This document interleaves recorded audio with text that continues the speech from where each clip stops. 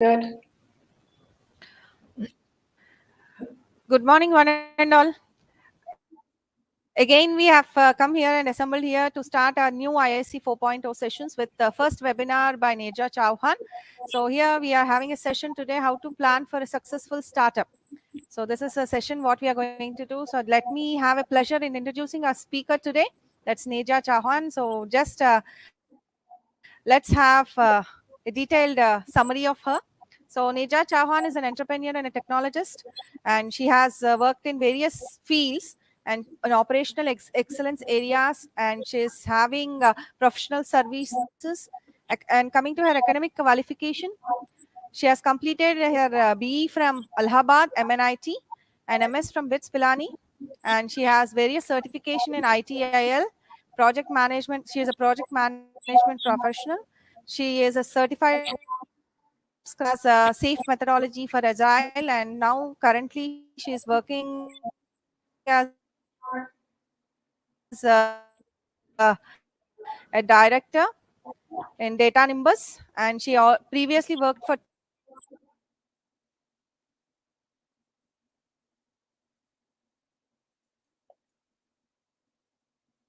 Technologies Limited, and she has various experience in project management and SPG responsibilities. Now I welcome the session and go ahead with the presentation. Welcome, Nirja. We are very glad you accepted our invitation today. Thank you, Ratna. You Rather, can it's hear me? my pleasure to be here. Yes, now I can hear you. It was intermittently breaking, but I could get the whole of it. But I would like to say the pleasure is all mine. I'm so overwhelmed to be among such Yeah. youngsters and talk about a bit of my background and how I went through this journey of being an entrepreneur. I hope it helps everybody. If nothing else, then at least I hope that it inspires everybody. All right. So I have few slides, and that's how I want to take it through. But in case anybody have any questions, definitely you will be posting it to Ratna, and we can take the questions in the last, unless and there's something very critical where you want me to take it up right away. All right. And well, Ratna has given a whole long introduction of mine, which seems to be like overwhelming to me also. But yes, 2 decades plus of experience has been quite a bit for me. So just repeating how what all Ratna has said. Currently, I'm an working, or rather, I have a company of my own, and that also in the space of which we call the latest technology.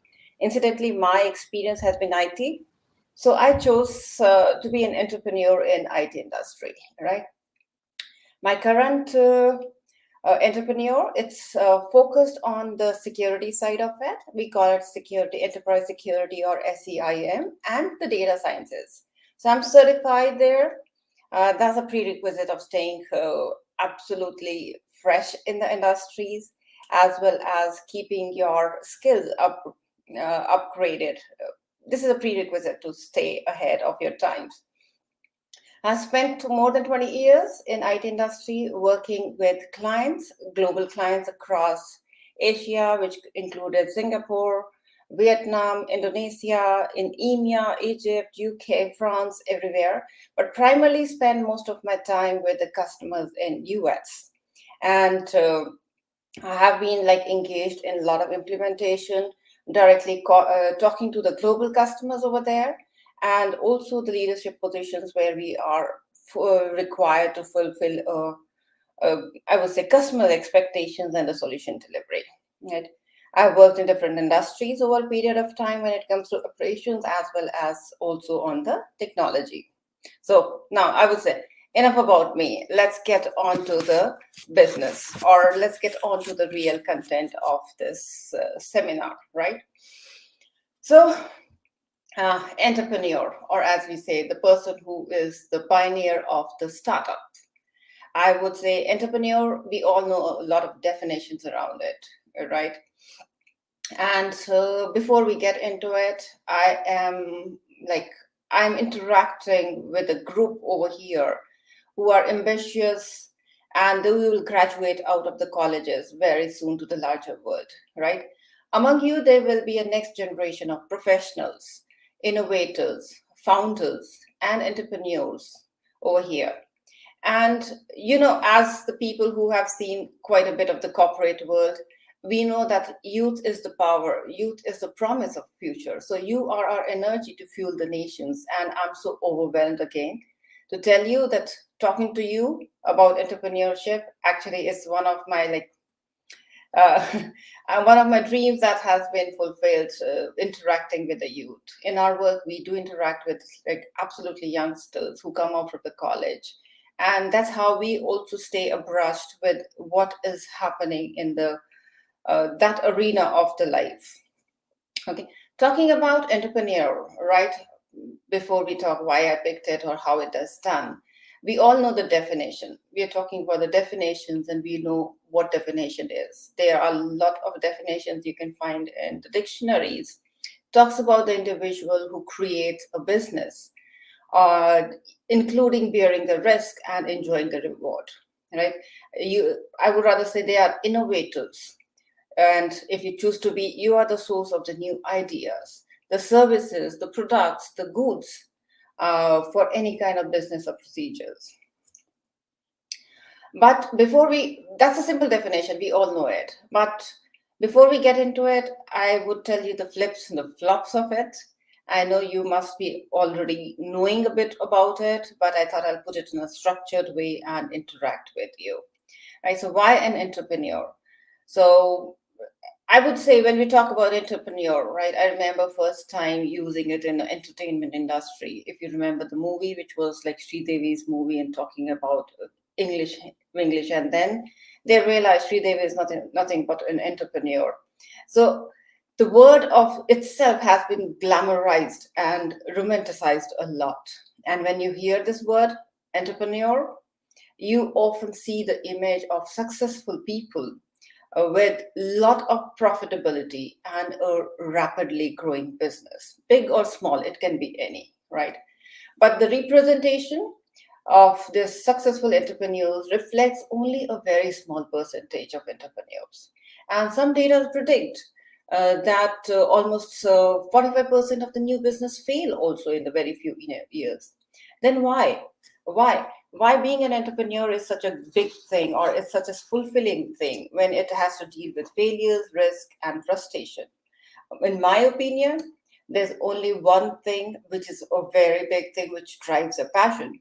Is about you have an idea which is a kind of a dream to fulfill a certain space, a dream of future, a dream something which can make uh, commerce world itself better in future life. And that's the reason you are so stuck to it, you're so like believe in yourself, that you decide that yes, this idea should go out in market, it should become consumable, people should be able to benefit out of it. And of course there are commercial factors which are definitely associated. But again, right, commerce, money, success follows it. The first thing what gets started is your idea and your belief in that particular idea.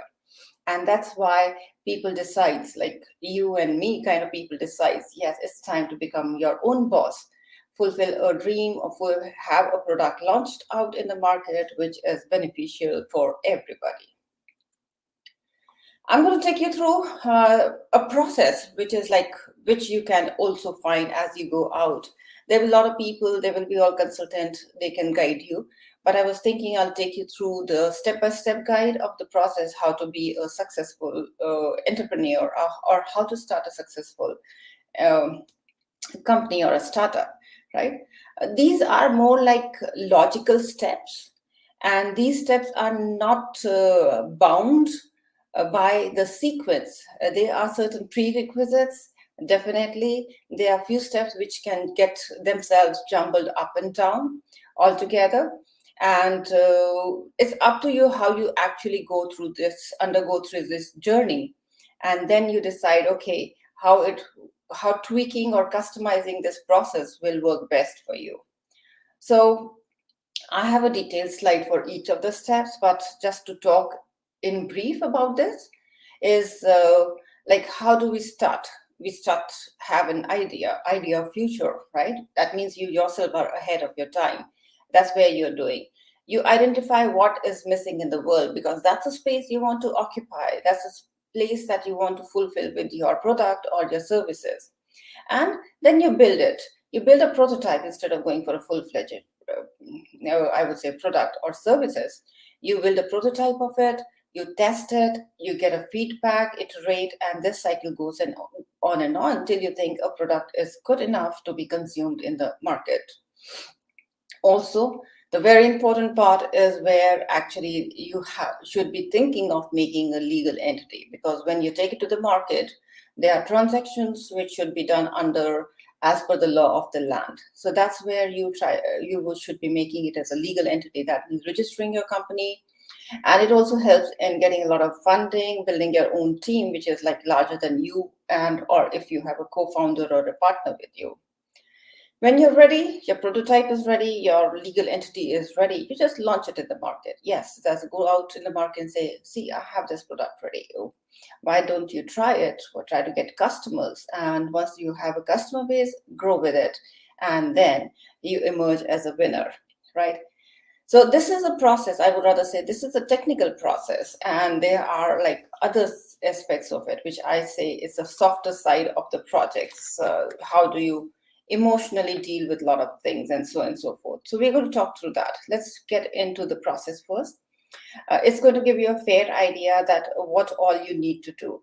Again, when I say process, it's not necessarily the same sequence, but more or less they stack in this particular sequence itself. So when we talk about starting of entrepreneurship, it all talks about an idea. It talks about your passion. And that's the passion which will pull you through for the entire journey, not only till the end of it when you say launch and grow, but continue it as a cycle of your organization growing rapidly or with the pace that you determine it to grow in the market. So starting with idea, it's about how you perceive that idea by living in future, or how do you see that idea fulfilling a space in the market in future. And a founder's passion is the key to ensure that the business thrive, right? So it's you who have to do what you love to do. And that doesn't happen for a single day, or not even for a single week, or not even for a single month, but for a very, very long time. So when you know your passion, get into it, translate into an idea, dig in more, learn it, and add value. And that's where the core foundation of your entrepreneurship starts. And when you actually are living this particular dream, you will be doing work that has meaning to you and will provide the motivation needed to get through the rough patches and also the difficult times, which are inevitable part of building any new venture. And a few more things, right? It's just not about being positive altogether, but it's more about being realistic. Realistic in the sense that you have to throw hard questions on yourself. You have to ask, are you actually going in the right direction? Basically, these questions will help you in minimizing the risk. Ask yourself that what is the problem you are solving with this particular idea. I have lots of examples, right? Very unconventional problems that were solved, or rather a space that was occupied. If anybody knows about indie radio, right? It's a platform for the local, I would say, musicians, not only singers, but musicians. And there is a big segment which is very much inclined, in spite of so much space which is available in streaming media, music, let it be through FMs or let it be through our latest apps, Spotify and Prime Music, and so many of them, right? There are like hundreds of apps that are existing altogether. Not only this question, ask them, do you really want to become an entrepreneur, right? Maybe you have a good idea, you just want to sell the idea. But if you really are convinced that you are the best person to execute that idea, for example, we all talked about Steve Jobs, right? He always believed that I'm the best person to solve a particular problem better than anybody else, right? He went in and out of Apple, but made sure that his idea were definitely the best one. So think of that way. Also ask yourself that is there a demand what you plan to build and offer, right? I mean to say, when you say it's a demand, just think of it if there is a recognizable demand or if it is non-recognizable demand.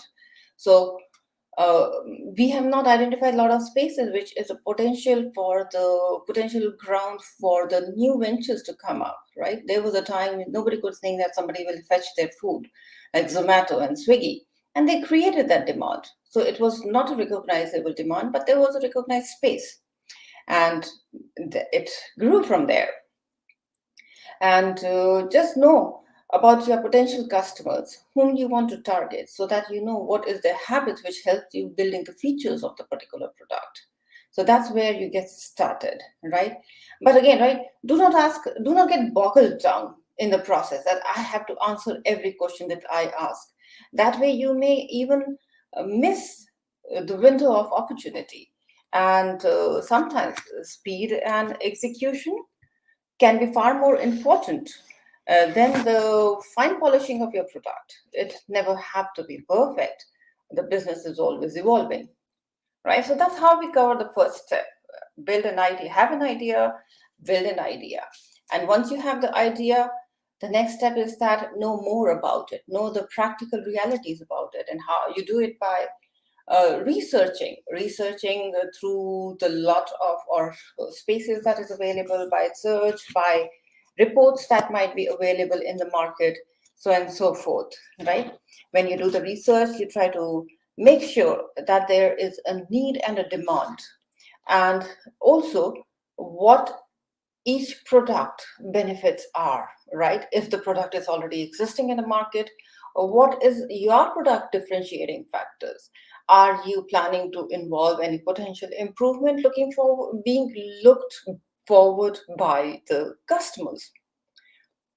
You should also test in the research itself. You should also test whether people will actually pay money for your solution, right? Even if your solution is niche and very highly priced, do you think customer is willing to buy? We can talk about a lot of luxury brands over there. There is a market segment. Sometimes your product might be expensive, but it might be high grade, very high quality. Apple. I'm sorry, I just got a lot of examples on Apple because I'm very fond of the quality and lots of lessons that you can learn from how Apple was built. So yes, in spite of being expensive, your solution would be definitely a part and meeting the different criteria of quality in the market. While researching, make sure that you identify that you are not creating a carbon copy of an existing established business. Not only to lead you into, I would say, blackmailism, but also like you have to struggle in that space to have a foothold there. You should have certain features, you should have some niche which sets you apart, which makes you an entrepreneur, right? The idea, it should be differentiating from the existing market. You should also try to figure it out who is your competitors, because you're going to play in the same market, and see how much big is your market. That will help in determining your finances, your business plans, right? Get a feel for the potential price that you're going to keep a product, how much cost it's going to be, and when and how much your profitability will start altogether. So when you actually are doing the research, you will actually narrow down. There are three kind of categories. I just listed them here. The three categories that you will come across where you can actually have your ideas. First one, as listed over here, is that you can solve a new problem with a new solution where there's no competition, but again, right, there's lack of awareness of that product available altogether. You know, this kind of ideas, if anybody is hooked to Shark Tank or Dragon's Den, they come up with that kind of ideas. I well, like just out of my mind, top of my mind, I just came across one of those ideas where a guy was trying to get funding for manufacturing hoodies, which can be packed up in a bag and it's like you don't want to hang your hoodies when you're playing in the park and so and so. So backpack is a good thing; it gets transformed into it. But that's one of the examples, right? It's basically trying to make you understand that how do you solve a new problem in a new solution, which will have a low awareness. That means you have to create the awareness, you have to create the market. Another category is that where you solve the existing problem, the old problem, and you give a new solution. So there's a lot of competition, but a new solution will have a very low awareness altogether. It's like building a better mousetrap, because there are lots of mousetrap of different patterns do exist. The third category where your solution or idea would lie is that when you solve a old problem with an old solution, and this is the most competitive area, because you have the competition which is highest, you have the awareness which is a higher. You might have to come with a very, very differentiating factor why you are there in the market. It could be as simple as pricing. Pricing can be a differentiating factor over there. So once your research is done, definitely you're going to make notes, you're going to jot it down, you're going to fine tune your ideas and see how actually you want to start building on top of that idea, which is called nothing but a prototype, right? Prototype is the best way to go start with a product or even a service, because that helps you in understanding what you're building and what is its acceptance in the market. What are the kind of features that are required in the market altogether, right? So we build a prototype, we test it, and then we get a feedback. And then we keep on reiterating or iterating this cycle so that it becomes a kind of a viable product to go into the production. It saves a lot of things. It saves a lot of time for you.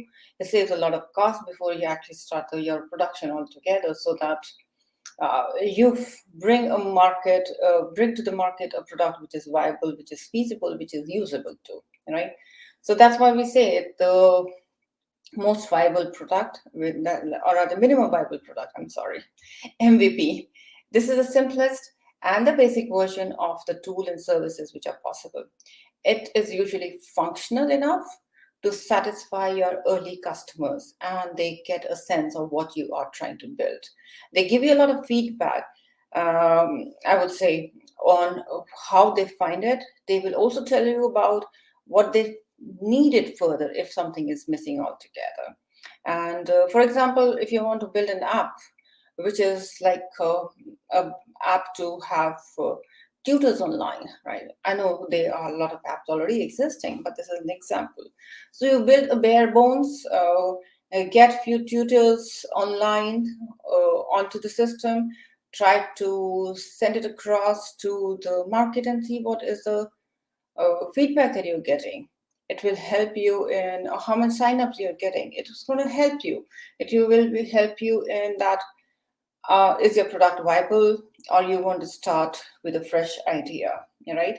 If it is viable, definitely it's a go. And go ahead and keep on iterating it, get satisfied customers, and these satisfied customers, even if they are testing the prototype, they will become your referrals, word of mouth referrals altogether. And that's the reason good to have a prototype. It's not necessary that it has to be a physical prototype, but you may be coming with the experience with itself would be a prototype in the market, right? So this is all about dealing with your research, dealing with your idea, converting and translating into something which is viable, which is physical, which can be seen, right? Or it's an experience altogether. The next thing is that you are going to go in the market, and sooner or later, right? So for going to market, sooner or later, you have to make sure that it's a legal entity, right? That's the law of the land. So I would suggest, in my own personal opinion, that yes, when you're making a legal entity, it's also good to have a co-founder, a friend of yours, an advisor of yours, a critic of yours, right? So what happens when you have a co-founder, right? There are many advantages of having a co-founder. For example, it's easy to get funding. That's a venture capitalist mindset.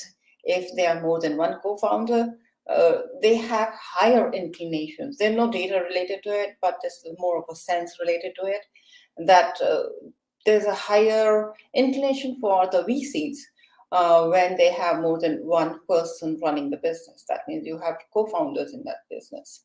Plus, that's not the only thing, right? When you are actually doing your own business, you are starting your own startup, you will go through a lot of ups and downs, right? There will be days where there will be happy days.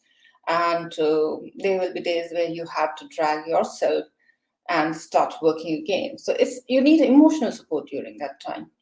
And running a company is definitely very stressful. It's exciting too, and it's a unique experience.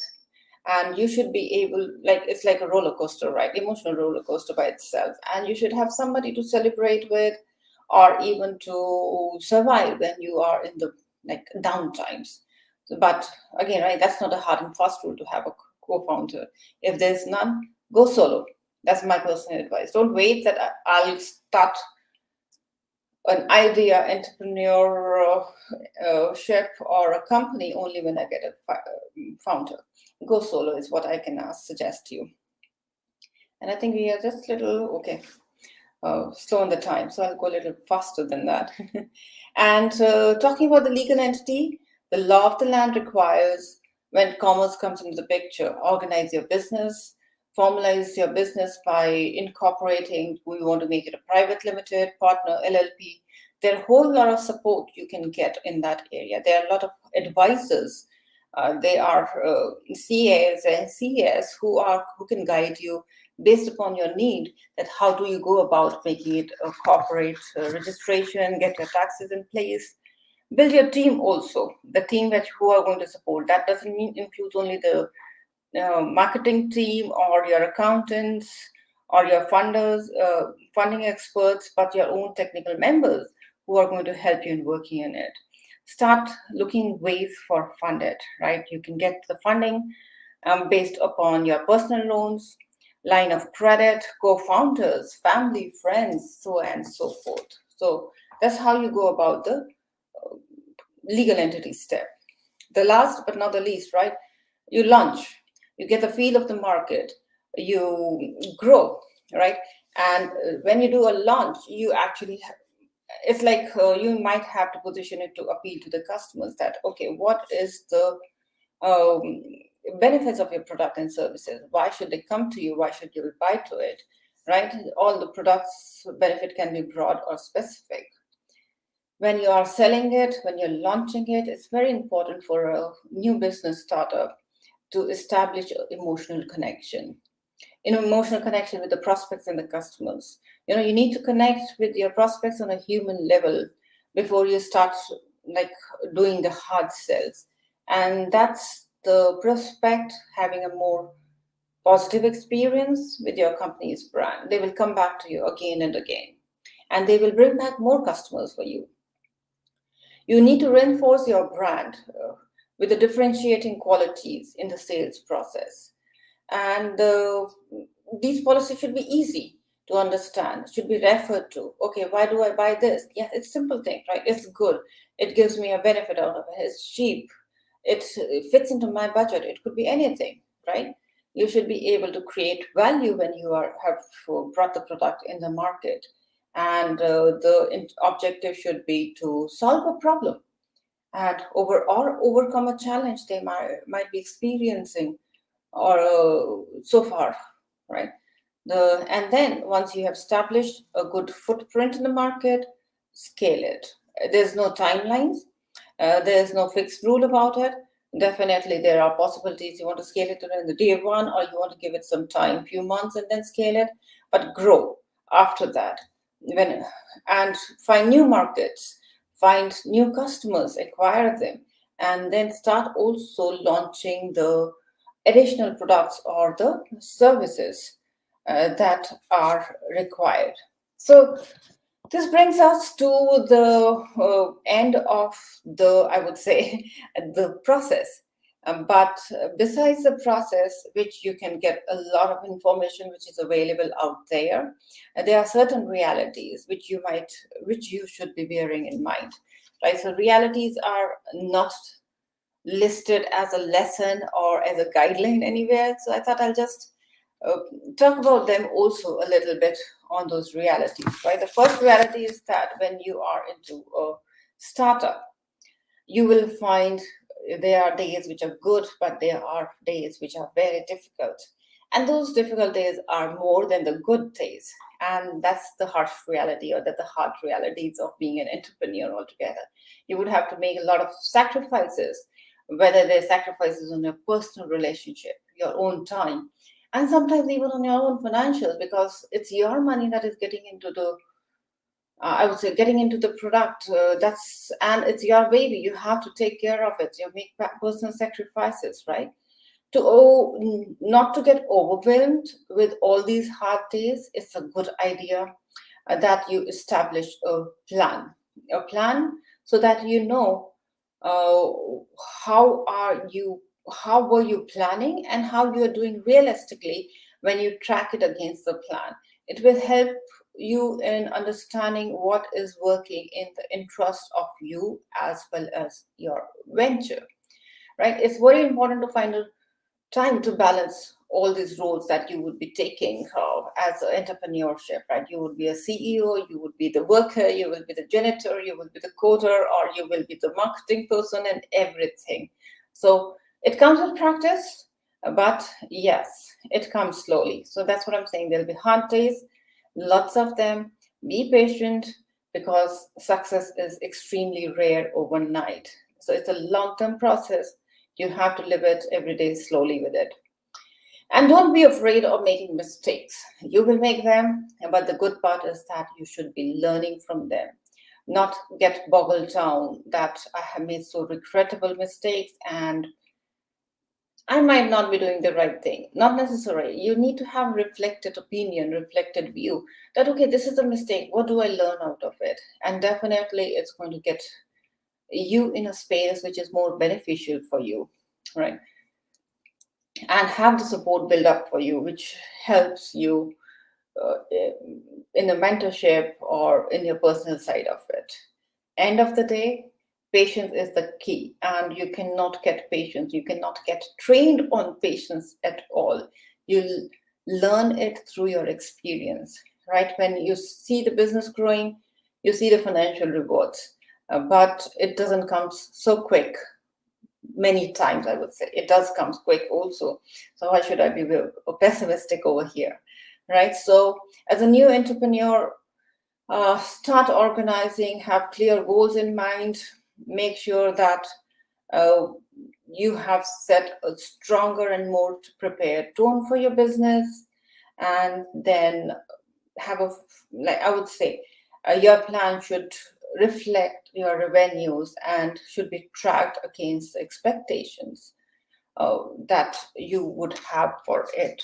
Right? So make sure these realities, if you're aware of it, they should not be boggling you down. They should not come as a surprise. You should be knowing, okay, I knew that it could happen this way, so I'm prepared with a plan to overcome with these realities or this difficult situation altogether.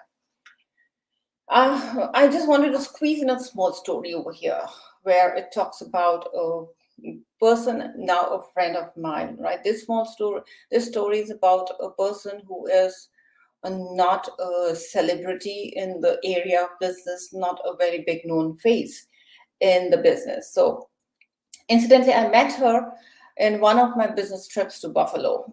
Buffalo is known for its spectacular Niagara Falls, right? So I met this lady, Sam Latif. She is, I would say, she is a British person, and she is an engineer. She did her engineering, worked on an idea, and later on joined as Procter Gamble, right? And when I met her first, like we were doing, both of us were doing the workout. She had an assistant, a female assistant who was her cousin too, to help her out. And then I realized this lady, I think, could not see. She did not have a vision.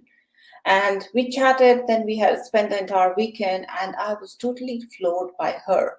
And that made me realize, yes, nothing is impossible. It's just a matter of where you want to have your space to be. This girl who talks about who talks about that she's just not an engineer, currently does not only works with Procter & Gamble, have a family, balances it out, and she is also a inclusive, I would say, a leader in Procter & Gamble. This is her statement. I thought I just copy it from Twitter and show it to you. She's a blind visionary working towards making a world accessible and inclusive. She received the Helen Keller Achievement Award, which is more around the achievements done by the blind people. And as a part of Procter and Gamble, she has come up with the innovation to include the people with I would say, impaired disability. A simple innovation, but so useful, and I was floored when I understood. She actually came up with the idea of, when the blind people, when they go into the shower, most of the time the shampoo and the conditioner, their bottles are alike. So you really don't know what you are using. You can't see that. You can't read it, right? Your sensory organs are nothing but your touch or smell. I don't think you can smell that too. So the only sensory organ that works is the touch. So there she came up, and the Procter and Gamble has included it in product line, which talks about. She came up with the idea of having stripes or lines, which you can feel by texture, right? That means there's a part of the bottle itself. And if you can zoom this, you can see small lines here.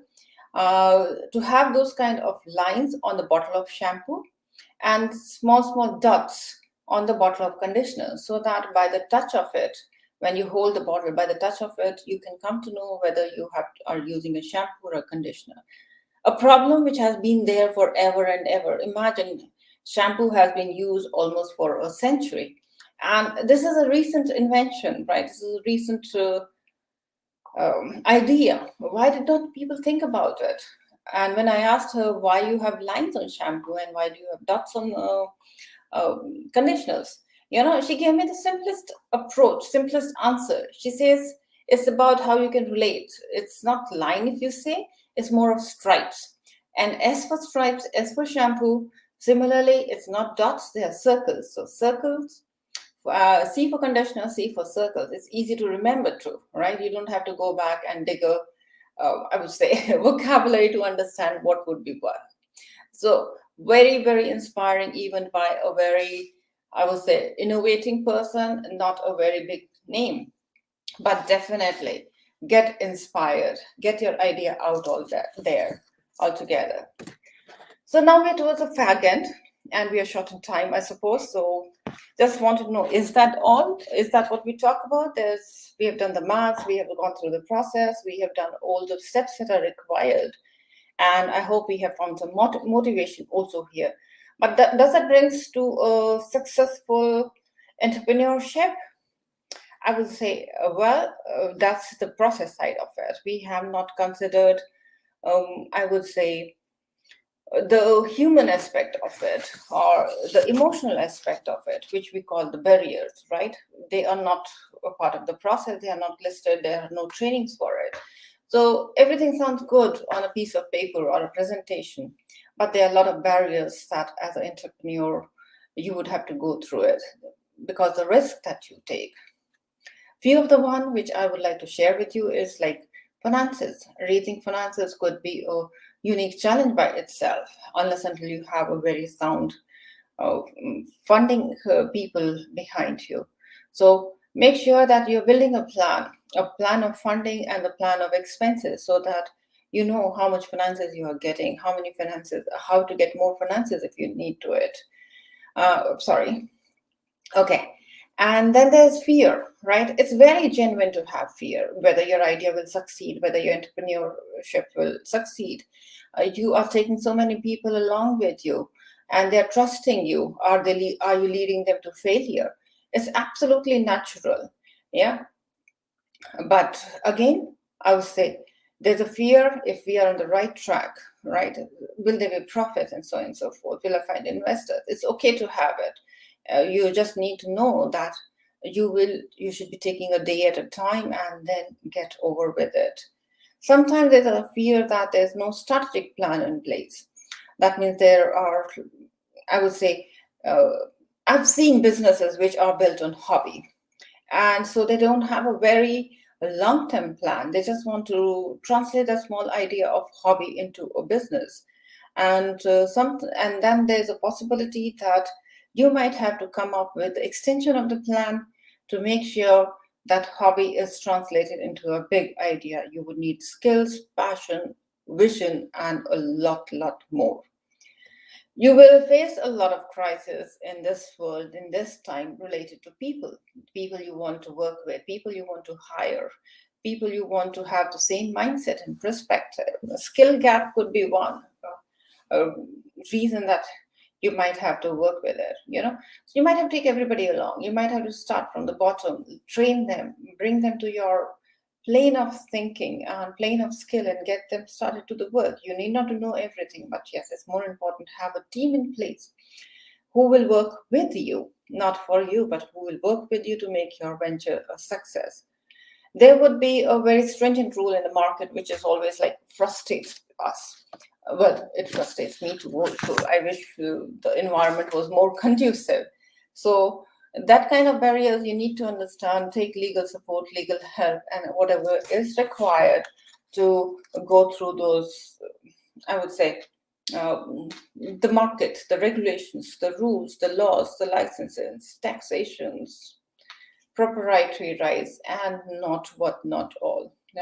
There could be fewer opportunities if you don't have a back, or if you don't come from come from a background who is influencer. So that could be a barrier, but I would not say any barrier cannot stop you unless until you are very sorted on your ideas altogether. Lack of capacity, which is because skill set, as I spoke earlier, could be another one. Sometimes having lack of market experience, you really don't know how to float yourself, navigate yourself in the market. But again, right, these are barriers that may come, they may not come. Sometimes lack of experience is a benefit because you are more, I would say, risk averted, right? You don't know the challenges. So just for you, the way is to go forward.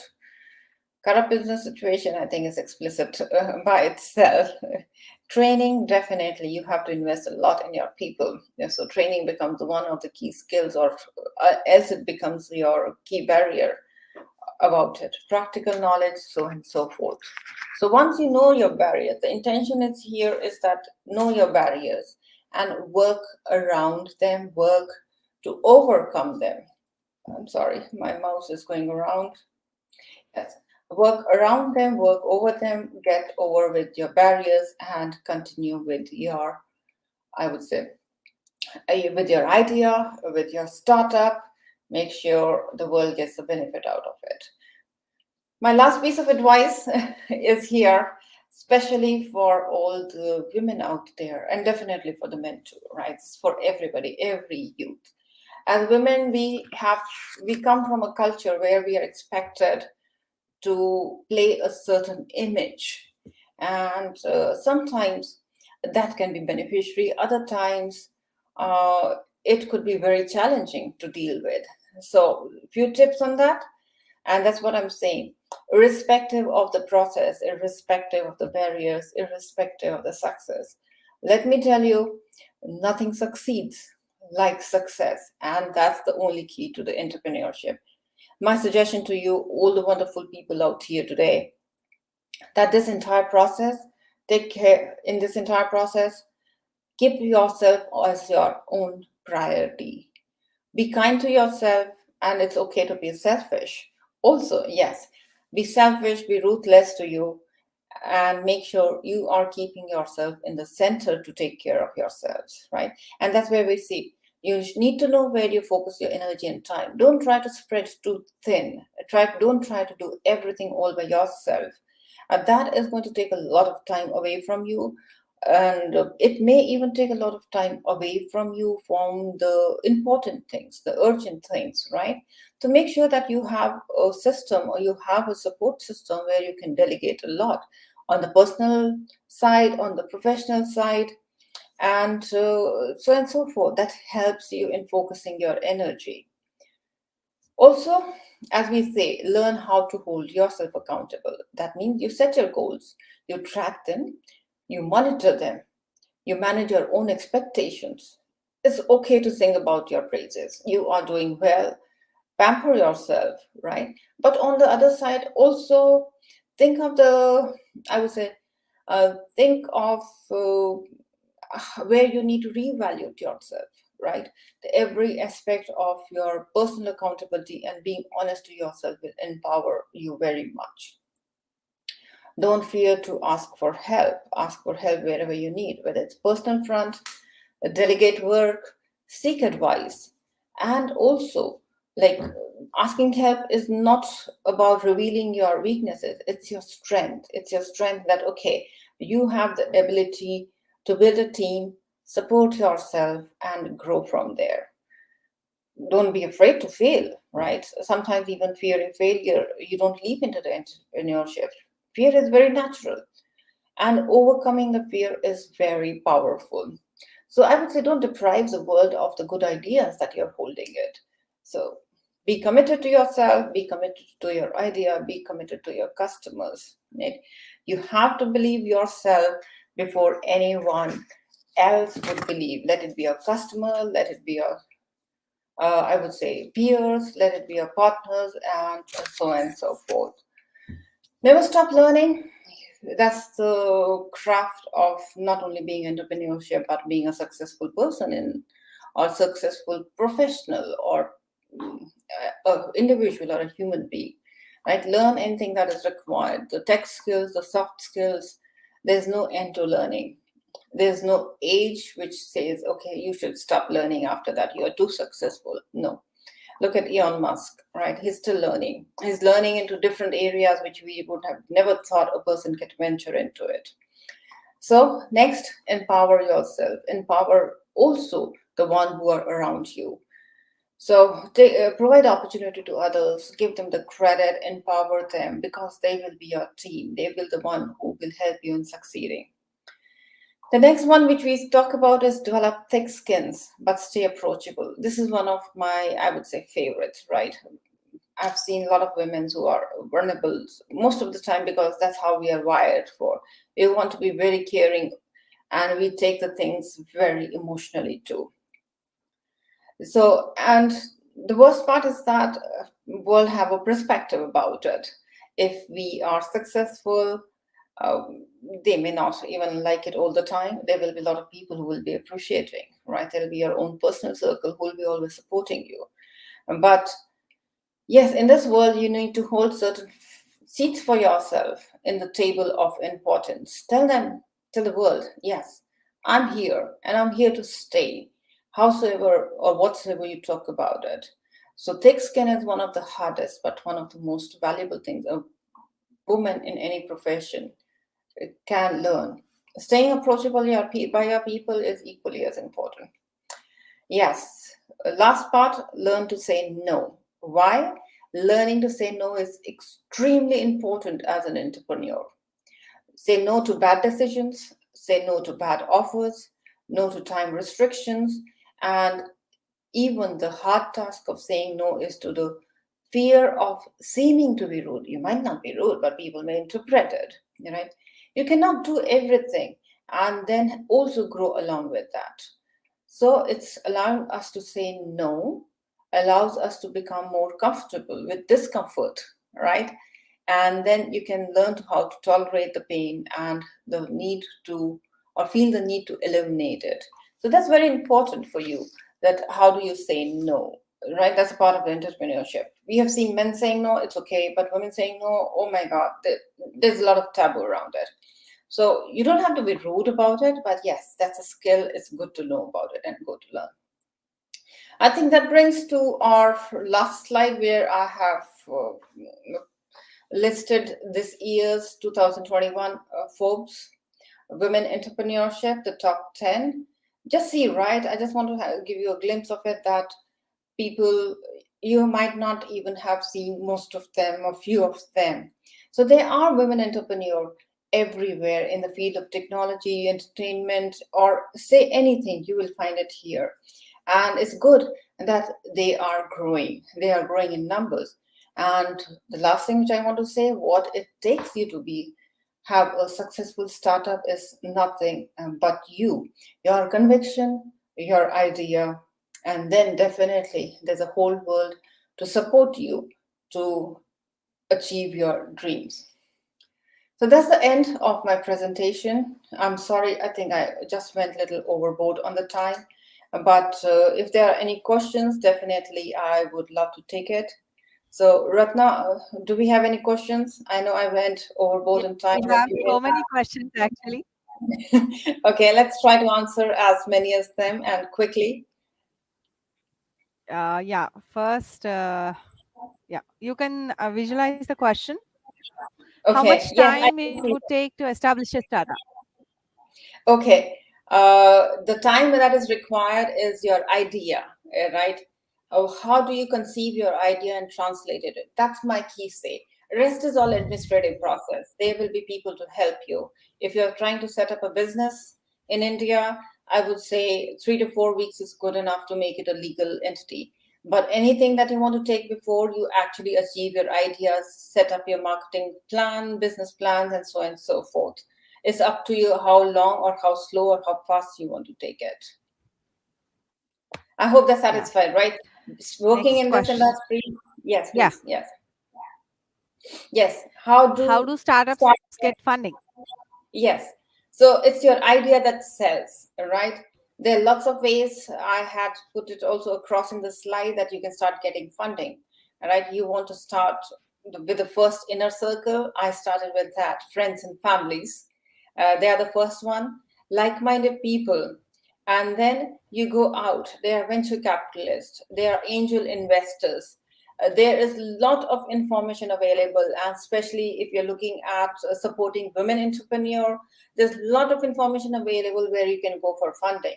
But when you go for funding over there, I think it's more important you have your things ready in place, like your paperwork, your business plan, your idea, your possible markets. So don't worry about the funding part of it. That will eventually come. Yeah. Next question. Yeah. Being a woman entrepreneur is something that is not being encouraged by middle class families due to age related time limiting factors. How do you think this will change? Okay. I think it's more important to understand why it is not encouraged. I think it's something to do with culturally.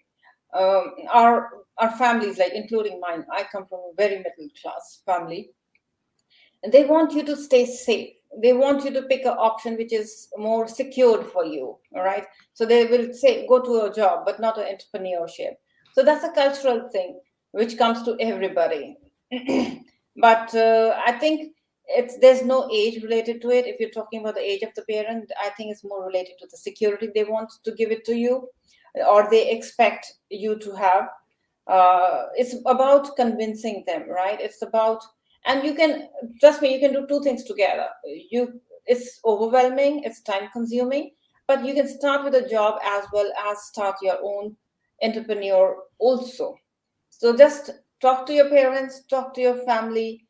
Definitely, they love you so much. They will understand it slowly, even if they understand it slowly. Yes, they will support you. Yes, yes. Yeah. Then another question. In which areas or industries, if we plan a startup, will we assure success? Okay. Well, there's no industry, but confidence and conviction is what, right? I can tell you a lot of things from IT industry, but that won't be fair on your part. Because for me, I started when I had the experience on it. I could have started other way around too. But know your skill. It's not necessarily the skill that you acquired during the learning. It could be a different, absolutely a different place where you are coming and living in the world. And then you start a fintech, right? Fintech was not started by IT guys. It was started by a person who was a non-IT, and he knew that digital payments could be one space he can venture into it. Uber was not started by a cab driver or a customer, right? It's about, Yes. yes, it could be a simplest idea, right? It could be like you go to and just to give you an idea, go and look at Shark Tanks. They will come up with the most amazing idea, a problem which is in the market. It could be a small problem to solve, but it's like, yes, you need to know, get help to develop your idea. That's where we're talking about research on your ideas, right? Get help to develop your ideas, and then you can go in any industry. We glamorize IT too much, but that's not the true story. There are a lot of things happening in so many spaces, right? Call it manufacturing, call it entertainment, right? Call it digital technologies, and so on and so forth. Just have an idea. You will be surely successful if you've done the research and you have the guts to do it.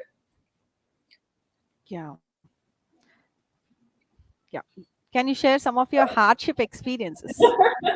Yes, there are a lot of hardships. Money could be the first one. Convincing the family could be another one, right? And like my experience was that, okay, I was on the verge of leaving an organization because I was frustrated. I was frustrated for different reasons, right? I should not be quoting it, but it was gender biases. And I said, I'm going to go. I've been like 20 years into it. That was a very critical phase. My son was going to the college, and he got selected in the best of the colleges, right? He's gone to Boston. And then when he got selected into a private university, the world's best university in the music, we were thinking about finances, right? Finances was a key thing. My finances, his fees, running the house. We are so used to it. My younger daughter, she is a budding golfer. So, like, expenses were shooting off the roof. You have to have plans in place, and definitely people around you who support that. Yes. So, there'll be a lot of hardships, could be emotional too, right? You have a lot of people not being convinced with the ideas. So set your priorities, right? Learn to say no. That's where we said. The people who are important to you, take them along. The people who are not important to you, I think you can filter that noise for some time. Yes. Getting the right people, that's the next hardship you'll always face.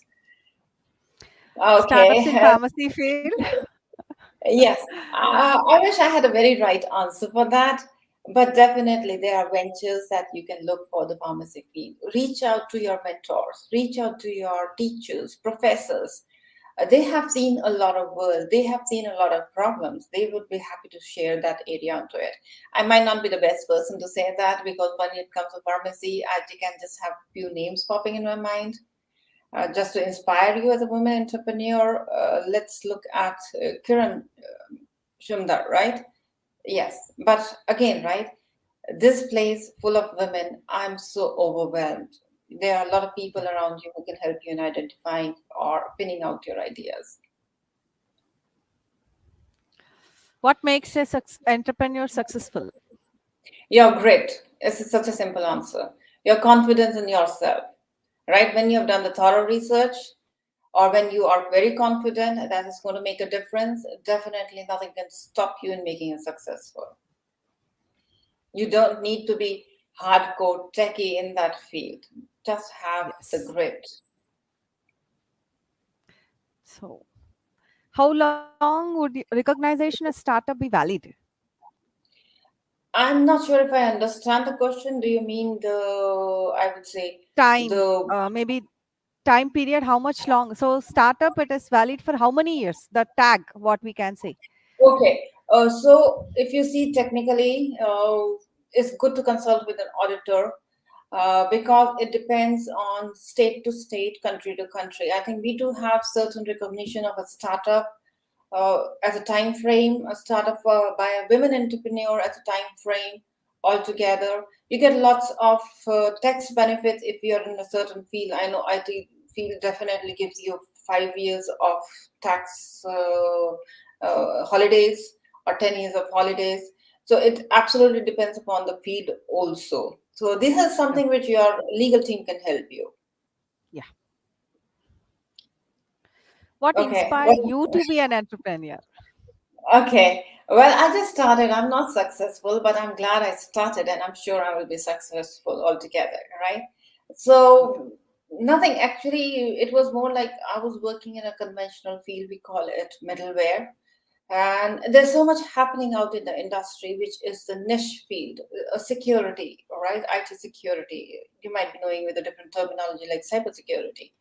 I'm on the other side of it, not on the hacking side of it, but more of tracking, tracing, and data. All right, it's very overwhelming to know that data is the new oil in IT industry. Uh, People do all the sides of it, and it's not only the structured, unstructured, but also like unrecognized data altogether. So that was my conviction that that's the time. This is the right time to get into that field of data sciences. So it was like love for technology which inspired me, and knowing the latest technology. Okay, Yeah. what advice would I give to someone just starting a business? Okay, I think I just said be aware of the realities. Definitely, process will fall into place. Your idea will fall into the place. As long as you are aware of the realities, you can overcome those realities. The realities I stated, just three of them. There could be more in a different phase and form, but more fit into the category. There'll be hard days. Okay, so you have to live with that. You have to get through that. There will be, I would say, you will make mistakes. So don't get boggled down with your mistakes. Learn from them. Okay, be patient, because sometimes it takes time. Sometimes it takes extra time. Sometimes it's very quick before you call or you tag your definition of success onto it. Rest is all you. That's why I said you are the key person to make it success. You are the key person to get satisfied. Yeah. So that's all the questions what we had. So it was a very inspiring session. Thank you, Nirja, for accepting our invitation and giving a good insight into the startups, what we want, what students want to start. And I also thank our principal, madam, who is not available today because of some commitments with her. So, Principal Madam Professor M. Sumakant Garu, for giving this opportunity to conduct a good session for our students with a great speaker, what I can say. Students were very inspired with your speech. Thank you once again, and I thank all the students for their patient listening. I Thank would you, thank Nirja. everybody. I'm overwhelmed. And thank you all. Thank you all for having me here too. Thank you. Thank you. I hope we Thank talk you. in person someday soon. Yeah, Yes. Bye sure. bye. Have a Thank good you. day. Good day to you also.